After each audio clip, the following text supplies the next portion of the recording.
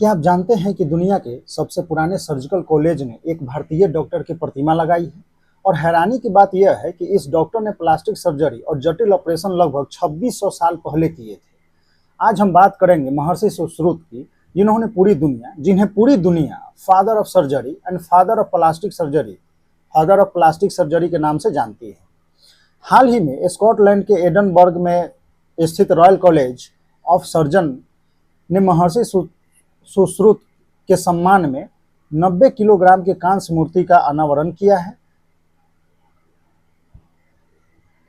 सबसे पहले जानते हैं कि आखिर सुश्रुत कौन थे। लगभग 600 ईसा पूर्व यानी आज से करीब 2600 वर्ष पहले भारत में एक ऐसे महान चिकित्सक हुए जिन्हें सर्जरी को एक व्यवस्थित विज्ञान का रूप दिया, इसलिए उन्हें आधुनिक शल्य चिकित्सा का जनक भी कहा जाता है। इसको अगर हम देखें तो निबंध और मुख्य परीक्षा के लेकर इम्पोर्टेंट है और ठीक है। रॉयल कॉलेज ऑफ सर्जन्स में कांस्य प्रतिमा का अनावरण किया गया है। देखिए 90 केजी का है, ये ध्यान रखना है हमें। वैश्विक सम्मान तो भारतीय शल्य चिकित्सा सर्जरी और वैज्ञानिक आधार पर दी गई है, तो बहुत बड़ी वैश्विक मान्यता है, ठीक है। मूल संदेश की अगर हम बात करते हैं तो पश्चिमी दुनिया में शल्य चिकित्सा में स्थापित होने वाले हजारों साल पहले भारत ने इसे अभूतपूर्व सटीकता हासिल कर ली थी। अब सुश्रुत कौन थे, तो इनके बारे में हम लोग बात करते हैं। सर्जरी और प्लास्टिक सर्जरी के जनक ऐतिहासिक कालक्रम अगर देखा जाए तो 600 ईसा पूर्व काशी बनारस में रहते थे और चिकित्सा का अभ्यास करते थे। अगर हम अग्रणी योगदानकर्ता की बात करते हैं, तो प्लास्टिक सर्जरी का जनक इन्हें और शल्य चिकित्सा का जनक भी कहा जाता है। काल से आगे की अगर हम बात करते हैं तो उन्होंने हिप्पोक्रेटस से एक सहस्त्राब्दी 1000 वर्ष पहले और गैलन जैसे यूरोपीय चिकित्साविदों से 2000 वर्ष पहले सुनियोजित और जटिल ऑपरेशनों के माध्यम से ऑपरेशन का प्रदर्शन किया। मैग्नम ऑपस की यानी इनकी बात अगर हम करते हैं तो प्राचीन शल्य चिकित्सा का एक महाग्रंथ है सुश्रुत संहिता।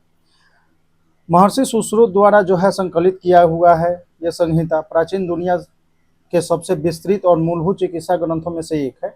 2 भाग में है। एक है सस्टेन एडवांस फाउंडेशन पूर्वतन, इसमें हम उन्नत शल्य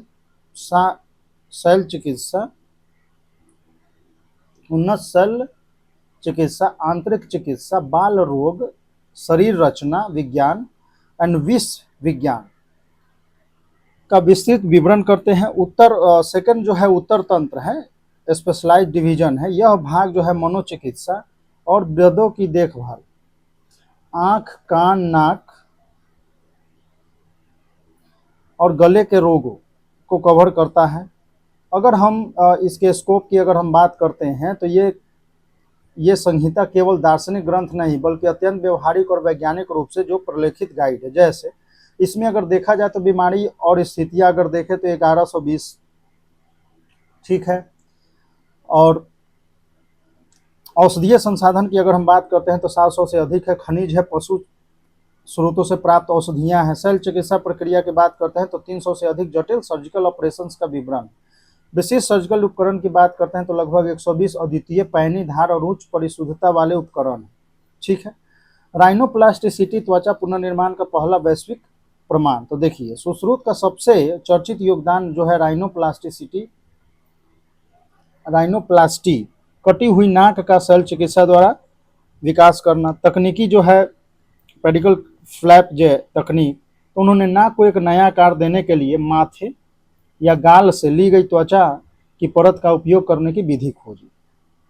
आधुनिक संबंध में अगर हम बात करते हैं तो प्लास्टिक सर्जन आज भी चेहरे के पुनर्निर्माण इसी बुनियादी सिद्धांत के जो है उपयोग करते हैं। अष्टविधि की अगर हम बात करते हैं तो इसमें जो है 8 मूलभूत श्रेणियां दी गई हैं जो वैज्ञानिक संरचनात्मक विधियों को वर्गीकृत करता है। पहला है छेदन, ऊतकों को काटना या उच्छेदन करना। भेदन हो गया, चीरा लगाना। लेखन हो गया, खराब परतों को खुरचना। व्याघन हो गया, पंक्चरिंग मतलब सुई या औजार से छेद करना। एसान हो गया, घाव नलिका की जांच करना। आहार्य हो गया, एक्सट्रैक्टिंग, विजातीय तत्वों या पत्थरों जैसे पत्थरी को बाहर निकालना। विश्रवण हो गया तो मवाद तरल पदार्थ को बाहर निकालना। सीवन हो गया तो टाँके लगाना, ठीक है।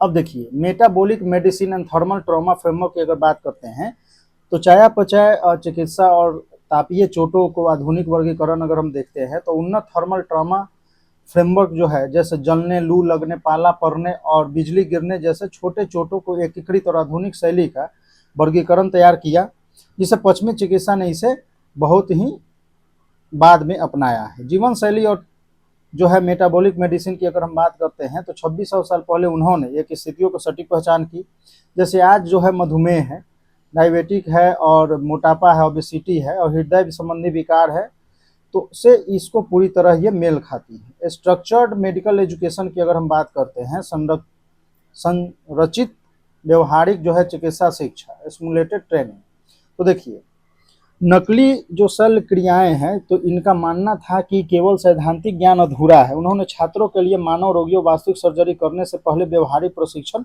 अनिवार्य है।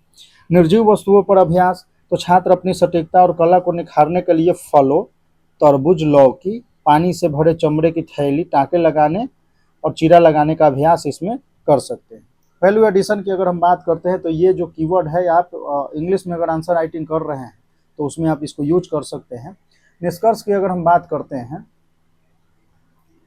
तो कंक्लूजन में आप बोल सकते हैं कि यही कारण है एडनबर्ग में महर्षि सुश्रुत की प्रतिमा का अनावरण इस बात का प्रमाण है कि भारत का अतीत केवल आध्यात्मिक रूप से नहीं बल्कि वैज्ञानिक और तकनीकी रूप से अत्यंत समृद्ध था।